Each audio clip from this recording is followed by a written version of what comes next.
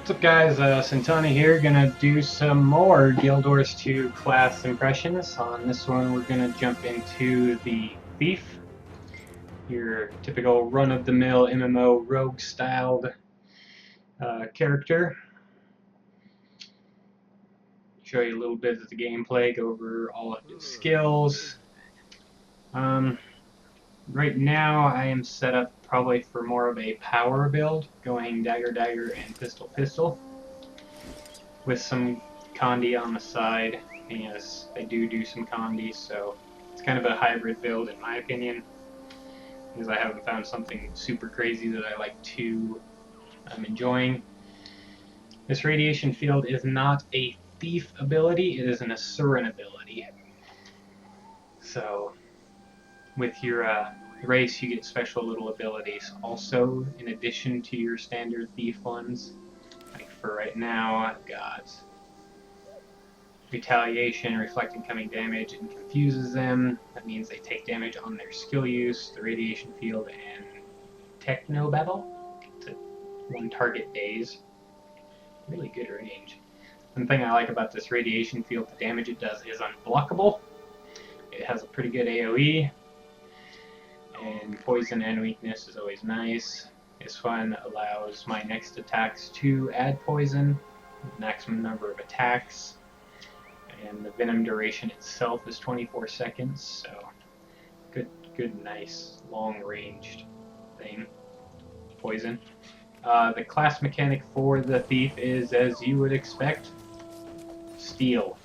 You shadow step up to them, steal something from them, and then F2, you get to use that item. You can only have one item at a time. Some of them are like AoE things, where they deal like AoE poison, some of them stun, some of them literally just turn you invisible. That's my healing skill right now.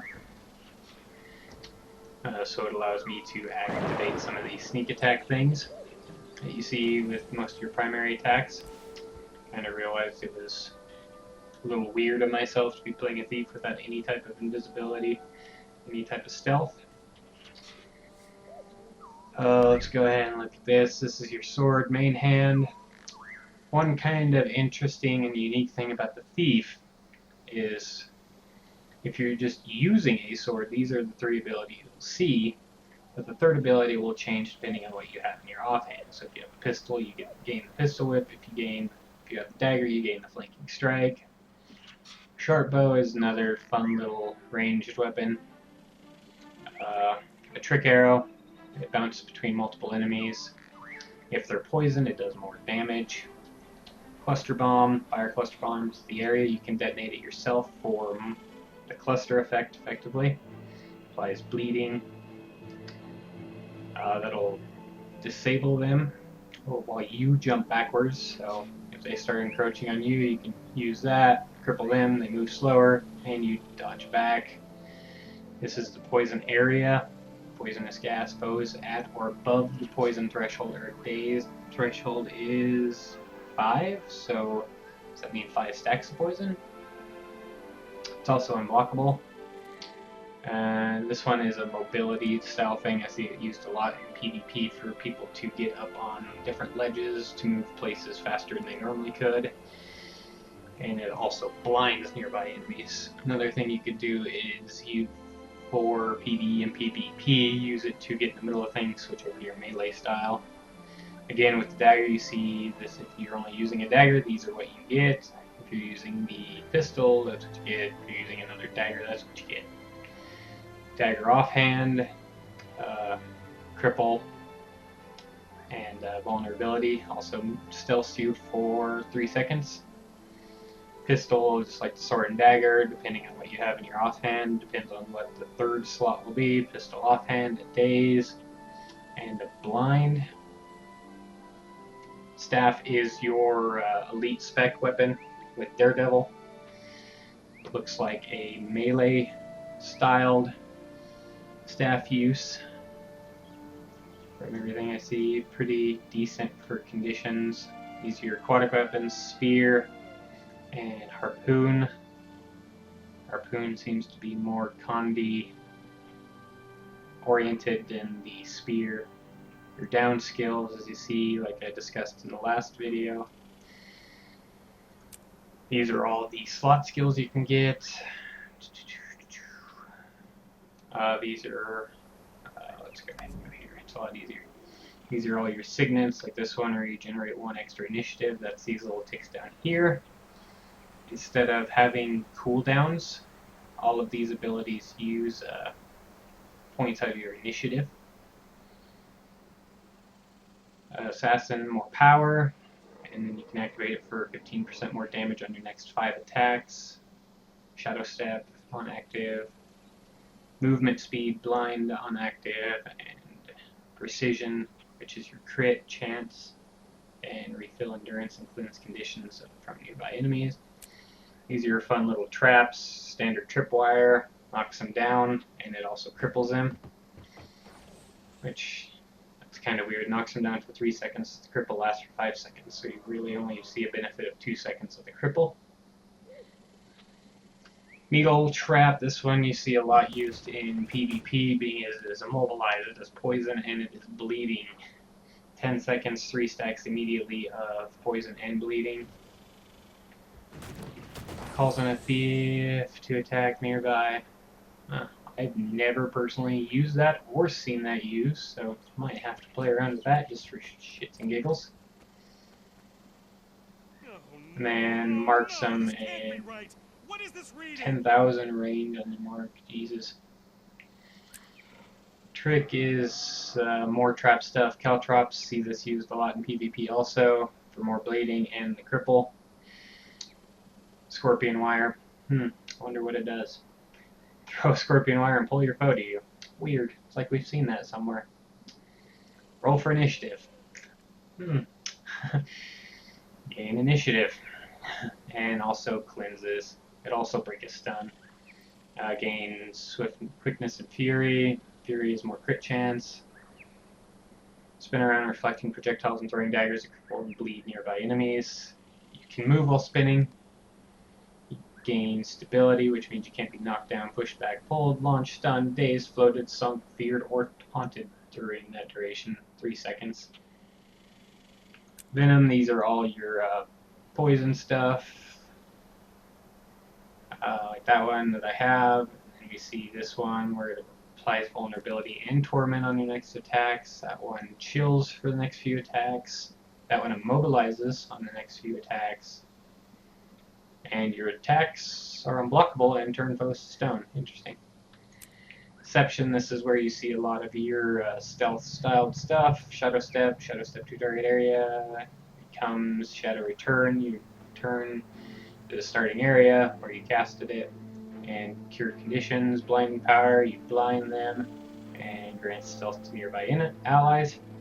That would suck. Stealth to nearby enemies. That'd be pointless. Smoke Screen that blocks projectiles and blinds foes. Creating a Pulsing Refuge at the target area that heals allies and cloaks them in stealth. And then call more thieves to support you. Oh, so it's a little like pet thing. 30 seconds, gain 2 thieves to help you kill things. These are all your specializations that you'll see. Critical Strikes, Acrobatics, Shadow Arts, Trickery, and then Daredevil at level 80, which unlocks the staff. Which I'm actually kind of interested to try that. But it'll be a while. Let's go kill a few things, give you guys kind of a idea of what we're looking at. Demonstrate how that initiative thing works. There, he's over there. We'll stop him. And we'll just unload, and you see that it just drains the initiative instead of like having any cooldowns. That's the pistol idea. Dagger, do that. Go stealth. I have no initiative. With the stealth there, it allows you to use this. If you're able to get behind them in the time that you're stealth, it'll deal double damage.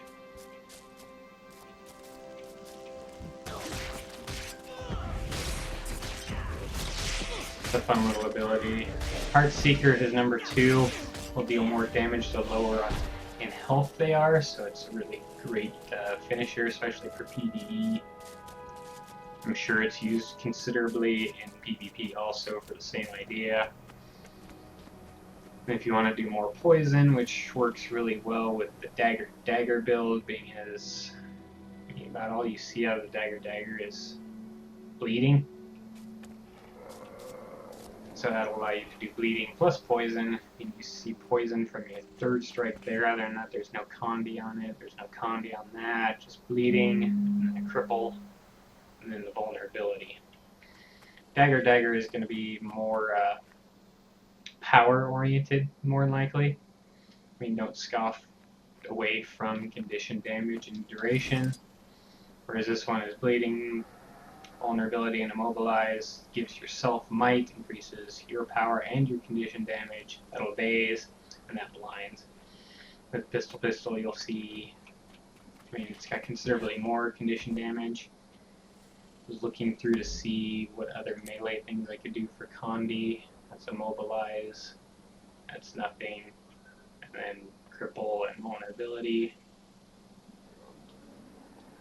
For sword and dagger, sword and pistol it's just damage with a stun, and then daze and blindness.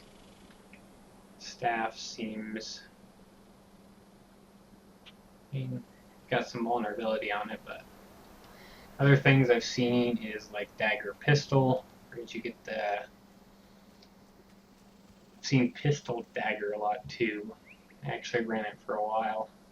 So that gives you the torment there, and then the cripple, the vulnerability, and then vulnerability and immobilize and bleeding. Pistol dagger is good. A lot of the Condi builds you'll see PvP are probably going to be pistol dagger and then short bow. A friend of mine ran that for a while and it did really well, so we might mess around with that again. Right now I'm just enjoying the dagger pistol. More of a power associated build, so yeah. Impressions on the rogue so far at level 15. I mean, you are a rogue, or thief, same thing. You are relatively squishy, you have low health, you have low armor, being is only a medium, more so than your casters in light armor. Survivability wise, I mean, they've got stealth, they've got some escapes, they've got some evades with built-in attacks, they've got stealth built in with some attacks.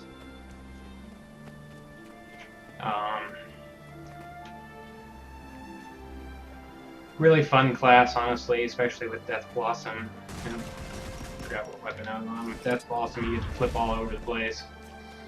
Sometimes you gotta be careful with that. I've launched myself off of cliffs doing that, which maybe with the glider from Heart of Thorns, maybe that won't be so detrimental as it used to be. So you can just be like, whoop, and then, oh, maybe not. Maybe you can't glide out of it. I don't know. I need a bigger thing to test this on. I don't think I can get up there. But back on track, or get sidetracked too far.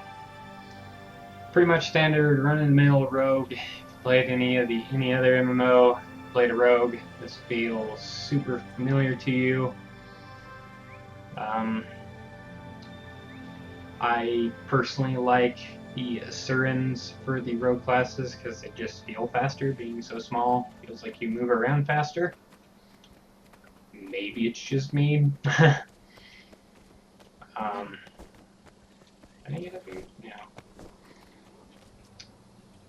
But the Asurans are fun. Their class things like that radiation field is really handy because it gives you vulnerability and poison, do you believe? Oh wow, that hides everything. Weakness and poison. So it just allows you to have more poison. There are things you can do for more of a power situated build. I don't think I have any of that unlocked yet. Of course, increased power.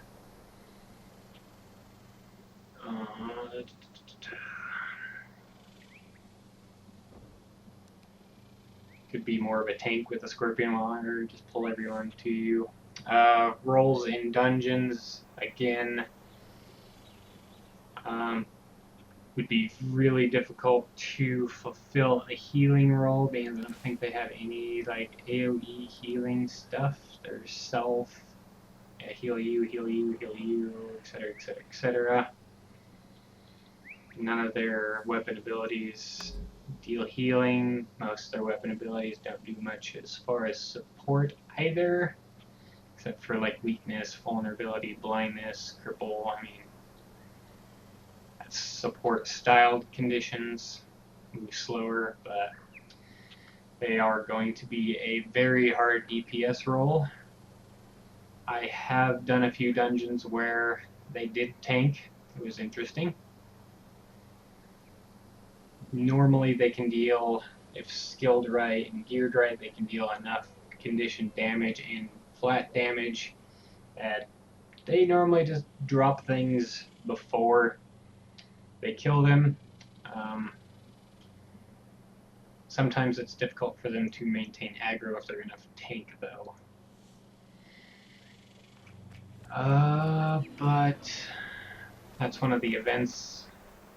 Oh, I think the event just finished, or it's behind me somewhere. I just walked out of there. It is. That's one of the events that you can do. And the great thing with the events in this game, you can just kind of jump in whenever, and you get rewards based off of what you did. I can jump in here, actually, on this one. Let's get this over with. We heal as one. We'll go ahead and steal from him. See, that gave me little vanishing as stealth and blinding nearby enemies, so.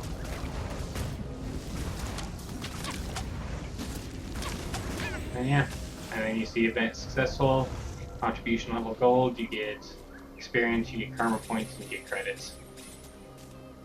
Always handy unless you're doing something super special to just kind of, if you're near an event, jump in, see what you can do. If you can solo it, fantastic. If not, then gauge accordingly. But yeah, that's about it on the little rogue. Next video for him will be probably when I get him up to level 40, so it'll be a while. Because technically I have 4 characters to do this with, because I'm just gonna boost my Necro up to 80. Yeah, I mean, nothing. If you've played a rogue anywhere else, as I've said before, I repeat myself a lot. Played a rogue anywhere else, I mean, you'll feel right at home here. Really fun. A lot of condition stuff. They also benefit very well from power situated builds. So, yeah. Let me know what you guys thought down in the comments.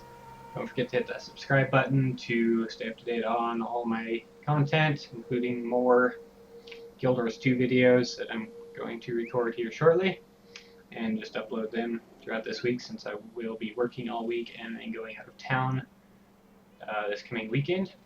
So try to get all this recorded in one day and then just upload it as I can throughout the week while I'm at work. Gives it plenty of time to upload. And yeah, catch you guys later.